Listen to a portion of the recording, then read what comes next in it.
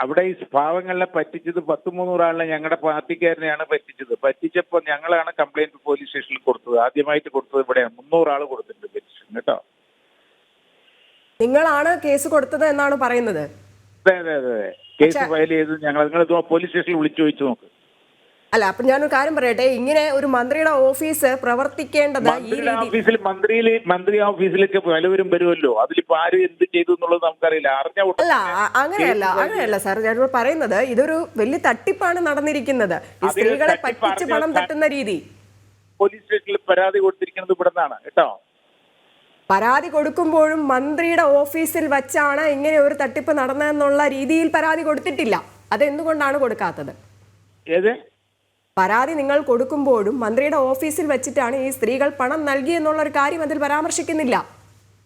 നോക്കുമല്ലോ, ഞങ്ങളുടെ ആളുകളെയാണ് പറ്റിച്ചത്. ഞങ്ങൾ അതുകൊണ്ടാണ് കംപ്ലൈന്റ് കൊടുത്തത് കേട്ടോ. കംപ്ലൈന്റ് കൊടുക്കുമ്പോഴും നിങ്ങളുടെ ഓഫീസിൽ വെച്ച് നടത്തിയ തട്ടിപ്പാണ് എന്നുള്ള രീതിയിലല്ല കൊടുത്തിരിക്കുന്നത് എന്നാണ് വീണ്ടും പറയുന്നത്. അന്വേഷിക്കട്ടെ, പോലീസ് അന്വേഷിച്ചിട്ട് ആര് കുറ്റക്കാരാണെങ്കിലും പിടിച്ചോട്ടെ. ഒന്നും രണ്ടും സ്ത്രീകൾക്കല്ല. നേരത്തെ ഞങ്ങളോട് പ്രതികരിച്ചിരുന്നവർ പറയുന്നുണ്ട് 60,000 രൂപയുടെ മേളിലൊക്കെയാണ്. അതും സാധാരണക്കാരായ ജനങ്ങളാണ് അവർ. ഞങ്ങൾ 300 ആള് ഞങ്ങളാണ് കംപ്ലൈന്റ് കൊടുക്കുന്നത്. ഞാൻ അറിഞ്ഞ ഉടൻ തന്നെ കംപ്ലൈന്റ് കൊടുക്കാൻ പറഞ്ഞ് പോലീസ് കൊടുത്തിട്ടുണ്ട് കേട്ടോ. ശരി, കൊടുത്തു കഴിഞ്ഞു, പരാതി കൊടുത്തു കഴിഞ്ഞു. പിന്നീട് അവർക്ക് എന്തുകൊണ്ട് പണം തിരിച്ചു കൊടുക്കുന്നില്ല? അതിനുവേണ്ടിയുള്ള നടപടികൾ എന്തുകൊണ്ട് എടുക്കുന്നില്ല? മുഴുവൻ ചെയ്തിട്ടുണ്ടല്ലോ.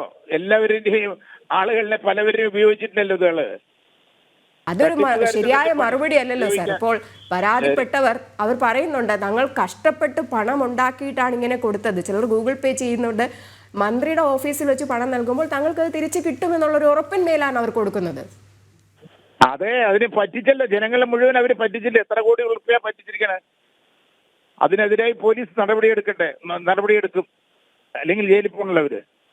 ശരി, ഒരു കാര്യം കൂടെ ഉണ്ട്. എന്തുകൊണ്ട് ഇങ്ങനെയുള്ള ഓഫീസുകൾ, മന്ത്രിയുടെ ഓഫീസിലാണ് ഇങ്ങനെ ഒരു പണപ്പിരിവ് നടത്തിയിരിക്കുന്നത്? മന്ത്രിയുടെ ഓഫീസ് എന്ന് പറഞ്ഞാൽ ഇങ്ങനെ പണപ്പിരിവ് നടത്താനുള്ള ഒരു സ്ഥലമാണോ? എല്ലാവരും അറിഞ്ഞില്ല. അത് ആരോ വന്ന് ചെയ്തു കഴിഞ്ഞാൽ എന്നിട്ട് അത് അറിഞ്ഞപ്പോഴാണല്ലോ കംപ്ലൈന്റ് കൊടുത്തത്. അത് ആരാണെങ്കിലും പഠനവർ പെട്ടോട്ടെ കേട്ടോ.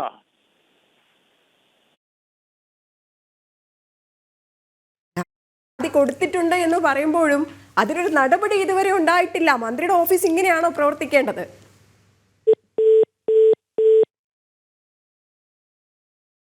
ശരി, എന്തായാലും ഇപ്പോൾ മന്ത്രി കെ കൃഷ്ണൻകുട്ടി തന്നെയാണ് നമ്മളോട് പ്രതികരിച്ചത്. ഇങ്ങനെ ഒരു തട്ടിപ്പ് നടന്നിട്ടുണ്ട് എന്നുള്ള കാര്യം മന്ത്രി തന്നെ അവിടെ പറയുന്നുണ്ട്. അവർ പരാതി കൊടുത്തു, തങ്ങളുടെ പാർട്ടിക്കാർ തന്നെയാണ് പരാതി കൊടുത്തു എന്ന് പറയുന്നുണ്ട്.